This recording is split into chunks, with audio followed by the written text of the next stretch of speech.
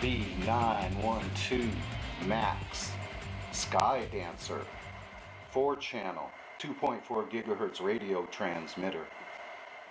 Okay, this one's big, bad, powerful, tough as nails. I've seen a YouTube video of a guy that showed him crashing numerous times, how many dents he had in the tail shaft, other major crashes on the canopy, and it still flew, you know.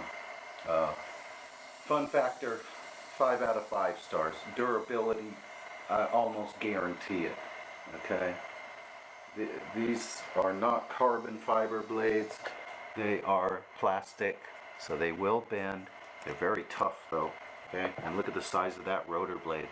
That's just huge, okay? I mean, this one is just tough as nails. You can tell this is going to be so easy to work on. The size of everything is just so much bigger, okay? This is definitely one to take to the park, the fly park, the city park, wherever you can legally fly one of these things without, and just be sure you don't ever run into somebody because they go fast.